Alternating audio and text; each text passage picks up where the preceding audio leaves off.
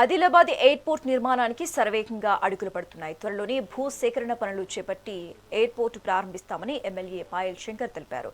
విమానాశ్రయ డిపిఆర్ ఆమోదానికి సహకరించిన ప్రధాని మోదీ, సీఎం రేవంత్, కేంద్ర మంత్రి రామ్మోహన్లకు కృతజ్ఞతలు తెలిపారు. స్థానిక యువతకు ఉపాధి అవకాశాలు కల్పించడమే తమ లక్ష్యమంటున్న ఎమ్మెల్యే పాయల్ శంకర్తో మా ఆదిలాబాద్ ప్రతినిధి Naresh Kumar face to face. Adilabad ఎయిర్పోర్టుకు మరో అడుగు ముందుకు పడింది. అయితే ఆదిలాబాద్ జిల్లా వాసుల ప్రజల కళ నెరవేరేందుకు కూడా అడుగులు పడుతున్నటువంటి క్రమంలోనే ఇటు ఆదిలాబాద్ ఎయిర్పోర్టుకు సంబంధించినటువంటి రూట్ మ్యాప్ కూడా సిద్ధమైంది. దీనికి సంబంధించి భూసేకరణను కూడా అధికారులు కూడా వేగవంతం చేశారు. మరి దానికి సంబంధించి ఇటు ఎంపీ గూడెం నగేష్తో పాటు ఎమ్మెల్యే గారు పాయల్ శంకర్ గారి ఆధ్వర్యంలో దానికి సంబంధించినటువంటి అధికార యంత్రాంగంతో పూర్తి చర్చలు జరిపి దానికి మ్యాప్ను కూడా విడుదల చేశారు. మరి ఈ క్రమంలోనే ఇటు దానికి సంబంధించినటువంటి ఏ విధమైనటువంటి ఏర్పాట్లు సాగుతున్నాయి, దానికి సంబంధించి ఏ విధమైన చర్యలు, భూసేకరణ ఏ విధంగా సాగనుందనే విషయాలను ప్రస్తుతం మనతో పాటు ఆదిలాబాద్ ఎమ్మెల్యే పాయల్ శంకర్ గారు మనతో ఉన్నారు. వారిని అడిగి వివరాలు తెలుసుకునే ప్రయత్నం. సార్ చెప్పండి, ఇట్లా భూసేకరణకు సంబంధించి ఏ విధమైనటువంటి ఏర్పాట్లు చేస్తున్నారు, దానికి సంబంధించి పరిహారం ఎంతవరకు అందించనున్నారు, మరి ఎక్కడి నుంచి మనకు మ్యాప్ అనేది విడుదల చేసిందిగా దానికి సంబంధించి ఏ విధంగా ఏ రూట్లో భూసేకరణ జరగబోతుంది?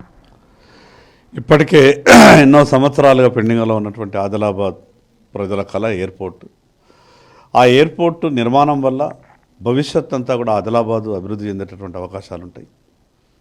దానిలో భాగంగానే దేశ ప్రధానమంత్రి నరేంద్ర మోడీ గారు ఆదిలాబాద్కు ఎయిర్పోర్టు మంజూరు చేయడం, దానికి రాష్ట్ర ముఖ్యమంత్రి గారు కూడా సహకరించారు.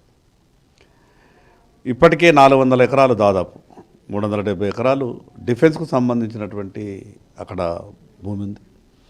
మిగతా ఇంకో 700 ఎకరాలు భూసేకరణ చేయాలని ఇప్పటికే ప్రభుత్వం ఒక జీవో కూడా విడుదల చేసింది. మొన్న ప్రాథమికంగా ఒక మాస్టర్ ప్లాన్ అప్రూవల్ అయింది. ఇంకా దాంట్లో చిన్న చిన్న మార్పులు కూడా కొనసాగుతాయి. గ్రామాలు ఎక్కడ కూడా ఇబ్బంది పడకుండా, గ్రామాలను తీసేయకుండా కేవలం గ్రామ పొలిమేర్ల నుంచే ఆ యొక్క బౌండరీస్ ఫిక్స్ చేసే విధంగా ఒక ప్రణాళిక జరుగుతూ ఉన్నది. ఈ ఆదిలాబాదులో ఉన్నటువంటి భూముల పరిహారం విషయంలో ఇప్పుడు ఉన్నటువంటి ప్రభుత్వ రేటుకు రైతుల దగ్గరికి భూములు తీసుకుంటే రైతులు నష్టపోతారు. కాబట్టి అంతకన్నా మించి పరిహారం ఇప్పించాలన్నటువంటి ఆలోచన ప్రభుత్వానికి నేను విజ్ఞప్తి చేసిన. భూములు కోల్పోతున్నటువంటి బాధితులకు, నిర్వాసితులకు, వాళ్ళందరికీ కూడా వాళ్ళకు నచ్చజెప్పి వాళ్ళకు సరిపడ పరిహారం ఇవ్వాలని ప్రభుత్వానికి విజ్ఞప్తి చేసిన. ప్రభుత్వం కూడా సానుకూలంగా స్పందించింది. ఈ ఆదిలాబాద్లో ఎయిర్పోర్టు నిర్మాణం పూర్తయిపోతే అదేవిధంగా ఆదిలాబాద్లో మరో 8 నుంచి 10,000 ఎకరాలలో ఒక ల్యాండ్ బ్యాంక్ కూడా ఏర్పాటు చేస్తూ ఉన్నాం. ఆ ఇండస్ట్రియల్ పార్క్ కొరకు దాదాపు 10,000 ఎకరాల భూమి సేకరించి ఈ దేశంలో ఉన్నటువంటి పెద్ద పెద్ద పరిశ్రమలన్నీ కూడా ఆదిలాబాద్ తీసుకురావాలన్నటువంటి ఆలోచనతోని కేంద్ర ప్రభుత్వం, రాష్ట్ర ప్రభుత్వం సంయుక్తంగా ఇండస్ట్రియల్ పార్క్ కొరకు కూడా ఒక నిర్ణయానికి వచ్చింది. ఈ ఆదిలాబాద్ ఎయిర్పోర్టు నుంచి 20 కిలోమీటర్ల దూరంలో ఈ ఇండస్ట్రియల్ పార్క్. దానివల్ల వివిధ ప్రాంతాల నుంచి పెట్టుబడులు పెట్టడానికి వచ్చేటటువంటి వాళ్ళు సహజంగా ఎక్కడనైతే పెట్టుబడులు పెడతారో అక్కడ రవాణా సౌకర్యం, ఎయిర్పోర్టు, రైల్వే లైన్, మిగతా ఏ రకంగా ఉంది ఇవన్నీ కూడా చూసుకుంటారు. ఈరోజు ఇండస్ట్రీలకు అనుకూలంగా ఉన్నటువంటి ప్రాంతం, పక్కనే నీళ్లు ఉన్నాయి. 20 కిలోమీటర్ల దూరంలో ఎయిర్పోర్టు, 3 కిలోమీటర్ల దూరంలో 6 లేన్ నేషనల్ హైవే, మరి అదేవిధంగా రైల్వే లైన్, ఇవన్నీ ఒకే దగ్గర దొరకడం అరుదుగా దొరికే అవకాశాలు ఉన్నాయి. కానీ ఈరోజు ఆదిలాబాద్కు మంచి రోజులు వస్తున్నట్టు కనిపిస్తూ ఉన్నది.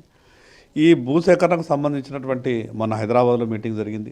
ఈరోజు ఆదిలాబాద్లో కూడా కలెక్టర్ స్థాయిలో ఇంకో మీటింగ్ కూడా ఈరోజు ఏర్పాటు చేయబోతా ఉన్నాం. మళ్ళీ ఒక వారం 10 రోజుల తర్వాత ఢిల్లీలో కూడా ఎయిర్పోర్ట్ అథారిటీ ఆఫ్ ఇండియా, తర్వాత డిఫెన్స్ వాళ్ళతో కూడా ఒక మీటింగ్ ఉంది.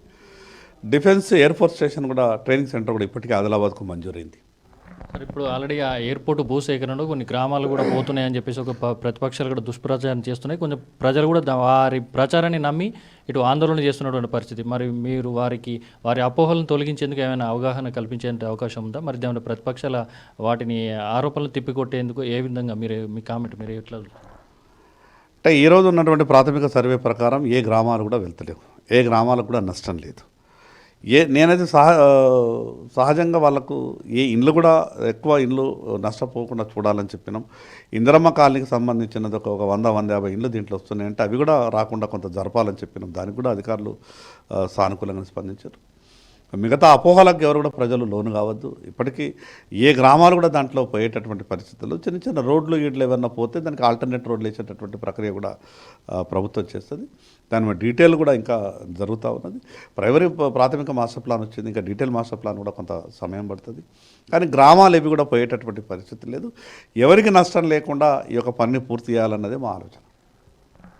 మొత్తంగా చూసుకుంటే ఏదైతే ఎన్నో ఏళ్ళ కళ ఆదిలాబాద్ జిల్లా వాసుల కళ నెరవేరుంది. త్వరలోనే దానికి సంబంధించిన భూసేకరణ కూడా పూర్తి కానుంది. దీనికి సంబంధించి కూడా ఇప్పటికే పూర్తి స్థాయిలో కూడా ఇటు ఎలాంటి గ్రామాలు వాటికి అడ్డంకులు గ్రామాలు పోతాయని చెప్పేసి అపోహలు ఎలాంటి పెట్టుకోవద్దని చెప్పేసి ప్రజలకు సూచిస్తున్నారు. మరి రాబోయే రోజుల్లో ఇటు ఎయిర్పోర్టు భూసేకరణతో పాటు ఎయిర్పోర్టు ప్రారంభంతో పాటు ఇటు ఇండస్ట్రియల్ పార్కు కూడా ఏర్పడితే లక్షలాది మంది యువతకు ఉపాధి అవకాశాలు కూడా దొరుకుతాయని చెప్పేసి చెప్తున్నారు. అయితే ఏదైతే ఉందో ఆదిలాబాదు జిల్లా కేంద్రాన్ని, ఆదిలాబాదు జిల్లాను రాష్ట్రంలోనే అగ్రగామిగా నిలిపేందుకు తన వంతు కృషి చేస్తానని చెప్పేసి ఎమ్మెల్యే పాయల్ శంకర్ గారు చెప్తున్న పరిస్థితి.